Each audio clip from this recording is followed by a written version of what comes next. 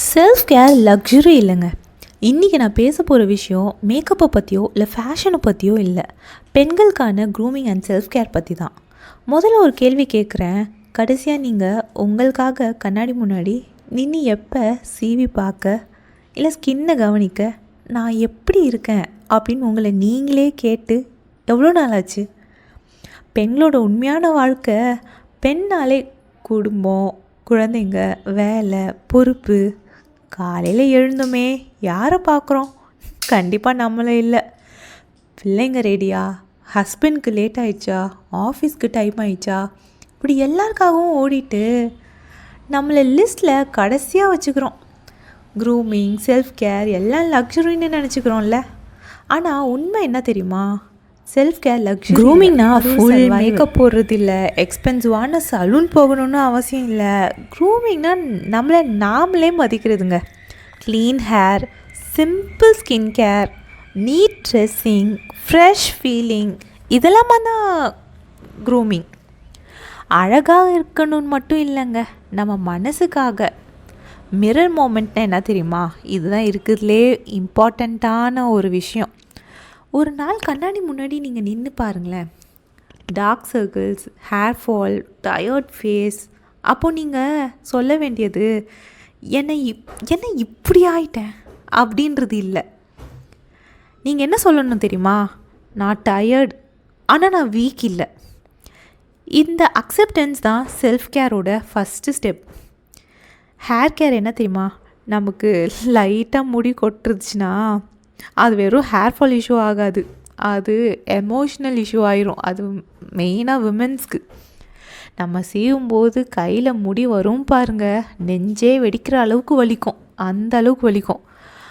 ஒன்றும் இல்லை, just simple habits. Oil massage weekly 2 times பண்ணுங்க போதும். ஓவர் ப்ராடக்ட்ஸ்லாம் யூஸ் பண்ண வேணாம். சாஃப்ட் டவல் யூஸ் பண்ணுங்கள். மைக்ரோ ஃபைபர் ஹேருக்கு. டைட் போனிடெயில் இல்லை ஹேர் ஸ்டைல் அது எல்லாத்தையும் அவாய்ட் பண்ணிக்கோங்க. நம்ம ஹேர் கேர் பண்ணும்போது நம்ம மனசை கேர் பண்ணுற மாதிரி இருக்குங்க, அதுதான் மெயின்.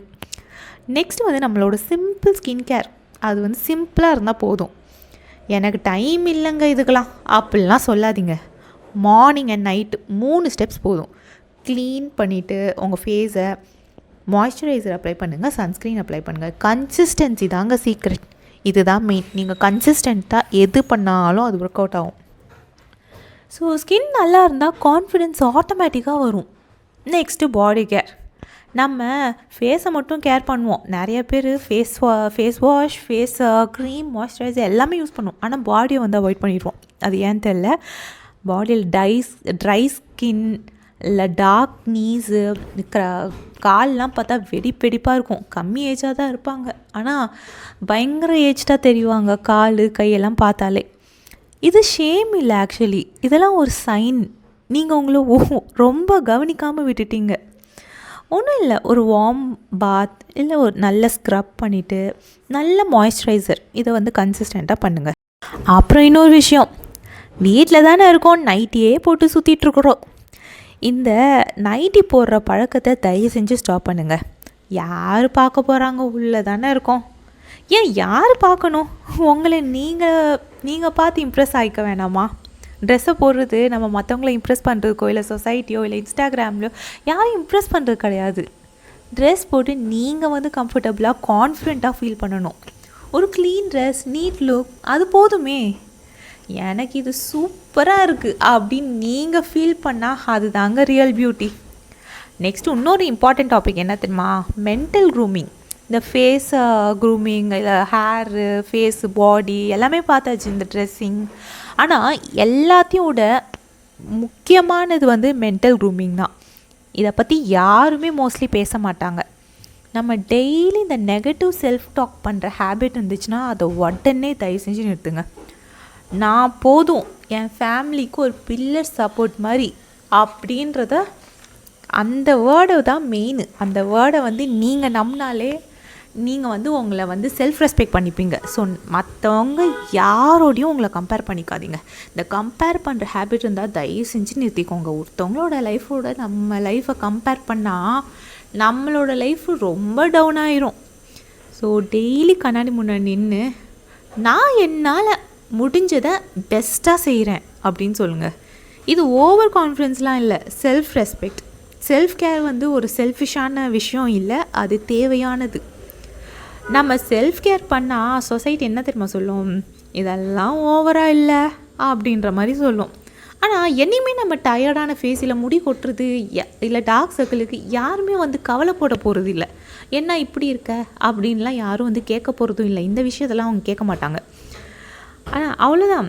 இதை வந்து நம்ம வந்து நம்மளுக்கு கேர் பண்ணிக்கலனா நம்மளை யார் கேர் பண்ணுவா? யாரும் கேர் பண்ண மாட்டாங்க.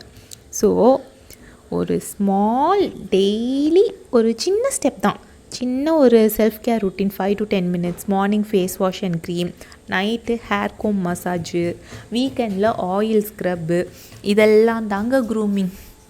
நீங்கள் போய் மணிக்கணக்காக உட்காந்து பார்லரில் உட்காந்து நான் உங்களை ஹேர் ஸ்ட்ரைட்னிங் பண்ண சொல்ல, இல்லை ஹேர் ஸ்மூத்னிங், இல்லை ஃபேஷியல், பெடிக்யூர், மேனிக்யூர், இதெல்லாம் உங்களுக்கு அப்படி ஆசை இருக்கவங்க பண்ணிக்கலாம், இதில் தப்பும் கிடையாது. பட் இப்படி பண்ணாதான் அழகாக இருக்கும் அப்படின்றதும் நான் சொல்ல மாட்டேன். உங்களால் வீட்டிலே முடிஞ்ச அளவுக்கு எவ்வளோக்கு எவ்வளோ க்ரூம்டாக இருக்க முடியுமோ அவ்வளோக்கு எவ்வளோ அழகாக உங்களுக்கு நீங்கள் உங்களை பார்த்து ரசித்தாலே போதும். நம்ம செல்ஃப் ரெஸ்பெக்ட் தாங்க முக்கியம். நம்ம self respect, self confidence, self care, இது எல்லாமே வந்து ஒரு விமன் ஹவுஸ் ஒய்ஃபாக இருந்தாலும் சரி, ஒர்க்கிங் உமனாக இருந்தாலும் சரி. ஒர்க்கிங் உமன் அட்லீஸ்ட் வெளியே போயிட்டு மோஸ்ட்லி நைட்டி போடாமல், ஏன்னா வெளியே அவங்க போகிறனால நிறையா நியூ ட்ரெஸ்ஸஸ் எடுப்பாங்க. ஸோ மற்றவங்க முன்னாடி நம்ம ப்ரெசன்டபுளாக இருக்கணும், அந்த ஒரு ரீசன் இருக்கும். ஸோ க்ரூம்டாக இருக்கணும், அது ஆட்டோமேட்டிக்காக அவங்களோட லைஃப் ஸ்டைலில் வந்துடும். பட் மெயினாக அந்த ஹவுஸ் ஒய்ஃப்ஸ்க்கு வந்து நம்மளுக்கு நம்ம ஒரு 4 செவுருள்ளதாக இருக்கும், நம்மளை யாரை பார்க்க போகிறாங்க அப்படின்ற ஒரு தாட் வந்து நம்மளுக்கு எல்லாருக்குமே வரும். அந்த தாட் வந்துச்சுன்னா மட்டும் அது ரொம்ப கேர்ஃபுல்லாக இருங்க. நீங்கள் யாருக்குமே ஒர்க்கிங் உமனோ இல்லை ஹவுஸ் ஒய்ஃப் 2 பேருக்குமே சொல்கிறேன், யாரும் யாரை விடையும் குறைஞ்சவங்க கிடையாது. அடுத்து வந்து பாடியை வந்து ரொம்ப வெயிட் போட விட்டுறாதீங்க. அதனால் வரக்கூடிய கான்சிக்வன்சஸ் ஃப்யூச்சர்ஸில் நிறையாவே இருக்குது. ஃப்யூச்சரில் ரொம்ப பெரிய ப்ராப்ளம்ஸ்னாலே நான் நிறையா பேரை பார்த்துருக்கேன். ஸோ வெயிட் மட்டும் போடவே விட்டுறாதீங்க, மெயின்லி விமென்னு. ஏன்னா அவங்க வீட்டில் இருக்கனால மோஸ்ட்லி ஒர்க் வந்து அந்த கொஞ்சம் கம்மி டிஸ்டன்ஸில் இருக்கனால வாக்கிங் எல்லாமே வந்து கொஞ்சம் கம்மி டிஸ்டன்ஸில் தான் இருக்கும். ஸோ மெயினாக உங்களுக்கு வந்து வாக் பண்ணுங்கள், ஜாக் பண்ணுங்கள், முடிஞ்சால் போய் ஜிம். நானும் என் ஹஸ்பண்டும் ஃபஸ்ட்டு ஜாகிங் போயிட்டுருந்தோம் பார்க்கில். ஜஸ்ட் அது கார்டியோ மட்டுமே பண்ணுற மாதிரி இருக்கும், ஓடுன்னு ஓடுவோம், பட் வெயிட் குறையும். அது ஆக்சுவலி நாங்கள் சாப்பிட்றதுக்காகவே ஓடுவோம். ஏன்னா நல்லா சாப்பிட்ணும், வெயிட்டு குறையும் செய்யும், நல்லா சாப்பிடவும் செய்யணும், நினச்சதெல்லாம் சாப்பிட்லாம் அப்படின்ற மாதிரி அந்த கான்செப்ட்காக நாங்கள் ஓடுவோம். ஜாகிங் ஓடும் 1 மணி நேரம் கிட்ட ஓடுவோம். ஆனால் அதுக்கப்புறம் தான் ஒரு 1 இயர் கழித்து நான் யோசிக்க ஆரம்பித்தேன், வெறும் கார்டியோ மட்டுமே பண்ணுறோமே, நம்ம உடம்பு வந்து எனர்ஜி தான் லாஸ் ஆகுதே தவிர நம்ம அந்த மசில் பில்ட் பண்ண மாட்டேங்கிறோம். நம்மளோட போன்ஸில் வந்து ஸ்ட்ராங் ஆகணும், ஸோ ஸ்ட்ரென்த் ட்ரைனிங் பண்ணணும் அப்படின்னு சொல்லி ஒரு ரீசனுக்காக தான் என் ஹஸ்பண்ட் கிட்டே கேட்டேன், 2 பேரும் போய் ஜிம் சேரலாமா அப்படின்னு சொல்லிட்டு. இவர் எனக்கு சப்போர்ட்டிவ் ஹஸ்பண்ட் தான் கிடச்சாங்க. நான் என்ன சொன்னாலும் ஓகே தான் சொல்லுவாங்க. ஸோ கேட்டவுடனே ஓகே ஜாயின் பண்ணலாமே அப்படின்ட்டாங்க. போய் ஜாயின் பண்ணோம். உண்மையிலே நான் லைஃப்பில் இது வரைக்கும் இத்தனை வருஷம் கழித்து ஃபஸ்ட்டு டைம் நான் ஜிம்முக்கு போய் சேர்ந்தேன். ஆக்சுவலி இதுக்கு முன்னாடியே என்னோடய ஹஸ்பண்ட்லாம் சேர்ந்துருக்காங்க ஜிம். ஸோ அவங்களுக்கு அதோட இது ஒரு பேசிக்காக அது தெரியும். எல்லாமே எனக்கு எதுவுமே தெரியாது. அங்கே யூனிசெக்ஸில் தான் போய் சேர்ந்தோம். எனக்கு ஃபஸ்ட்டு கொஞ்சம் ஷையாக இருந்தது. ஆனால் என் ஹஸ்பண்டும் கூட இருக்கனால கப்பிளாக தான் போய் சேர்ந்தனால ஒன்றும் தெரியல, நல்லாவே டிஃப்ரென்ஸ் தெரியுது பாடியில். ஐ மீன் அந்த வெயிட்டெல்லாம் குறையில, வெயிட் வந்து அதே மாதிரி தான் இருக்குது. பட் வந்து நம்ம வந்து ஸ்ட்ராங்காக ஃபீல் பண்ணுறோம். ஸோ முடிஞ்சால் இதை வந்து நான் உங்ககிட்ட நீங்கள் வீட்டிலே கூட வெயிட்ஸ் வாங்கி வச்சு, டம்பிள் வாங்கி வச்சு 2 kg 3 kg இல்லை கெட்டில் பெல் அந்த மாதிரிலாம் வாங்கி வச்சு ஸ்ட்ரென்த் ட்ரைனிங் வந்து பண்ணுங்கள், கம்பல்சரி பண்ணுங்கள். இதை நான் ஆப்ஷனல்லாம் சொல்லவே மாட்டேன். ஹவுஸ் ஒய்ஃபாக இருந்தாலும் சரி, ஒர்க்கிங் உமனாக சரி, இல்லை மென்ஸ் யாராவது பார்த்தீங்கன்னா கூட சரி, ஹெவி ஒர்க் ஷெட்யூல் இருந்தாலும் அட்லீஸ்ட் டெய்லி ஒரு 1/2 hour நீங்கள் வந்து ஸ்ட்ரென்த் ட்ரைனிங் பண்ணுங்கள். கார்டியோ வந்து நீங்கள் நடக்கிறதுலே மோஸ்ட்லி கார்டியோ போயிடும். அதில் மெயினாக ஸ்ட்ரென்த் ட்ரைனிங் பண்ணிக்கோங்க. உங்கள் ட்ரெஸ்ஸை எவ்வளோ நீட்டாக அடுக்கி வைக்க முடியுமோ அவளுக்கு எவ்வளோ அடிக்க வைங்க. அப்போ தான் களைஞ்சிருந்ததுன்னா என்ன தெரியுமாவும், முன்னாடி இருக்க ட்ரெஸ்ஸு இப்படி கீழே தொங்கிட்டுருக்கும். அதை எடுத்து போட்டுக்கலாம். அதுக்கு மேட்சாக பேண்ட்டா, மேட்சிங்லாம் வேணாம், இதை எடுத்து போடலாம் அப்படின்ற மாதிரியும் நம்மளுக்கு தோணும். ஏன்னா எனக்கு தோணியிருக்கு. ஸோ ஹியூமன்ஸோட மென்டாலிட்டி இப்படி தானே இருக்கும். அதனால் நான் என்ன பண்ணேன், ஃபுல் அண்ட் ஃபுல் அது செட்டோடு மடித்து க்ளீனாக வச்சுட்டேன். அது பார்க்கும் போதே நம்ம ஒரு நாள் ஒரு ட்ரெஸ் போடணும் அப்படின்ற மாதிரி நம்மளுக்கு தோணும். அதுக்காக ஆன்லைனில் போட்டு நான் புது ட்ரெஸ்ஸாக எடுத்து போடுவேன் அப்படின்லாம் சொல்லலை.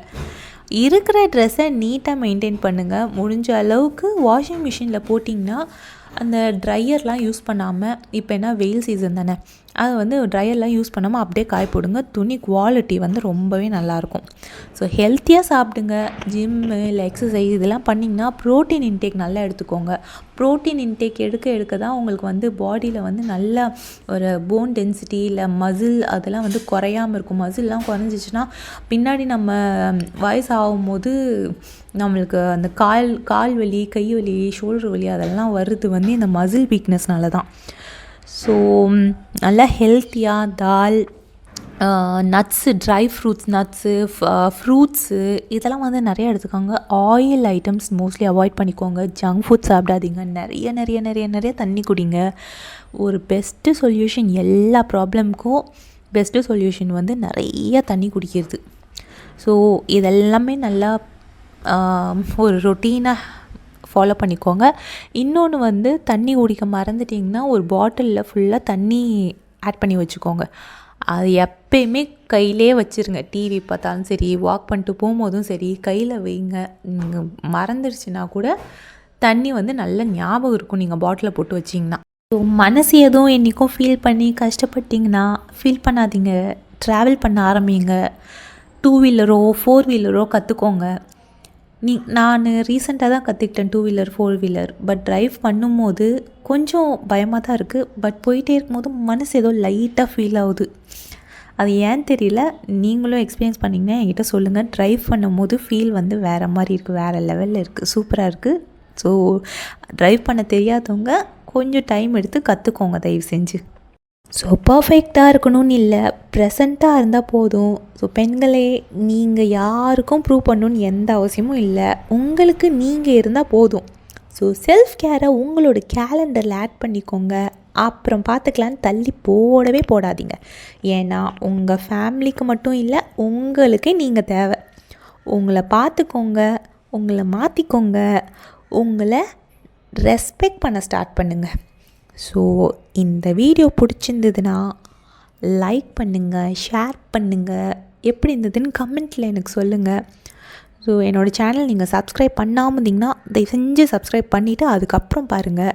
நோட்டிஃபிகேஷன் ஐக்கானை கிளிக் பண்ணிங்கன்னா தான் நான் அடுத்து போடுற வீடியோ உங்களுக்கு நோட்டிஃபை ஆகும். நீங்கள் டக்குன்னு என்னோட கனெக்ட் ஆகலாம். ஸோ பை ஃப்ரெண்ட்ஸ், நம்ம நெக்ஸ்ட் வீடியோவில் பார்க்கலாம்.